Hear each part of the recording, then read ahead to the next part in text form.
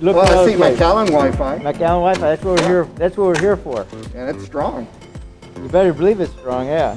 What we hope is everybody in these neighborhoods will have access to Wi-Fi. Great quality Wi-Fi, by the way. We've done a private frequency, so we don't have as much interference. And I think if you go on it, I've ridden my car around all the neighborhoods with the windows up, and never had any break in the Wi-Fi.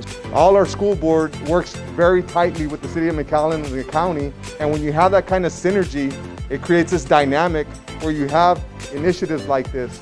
So now you have children in this neighborhood and across the city who are going to have an opportunity to connect to the rest of the world.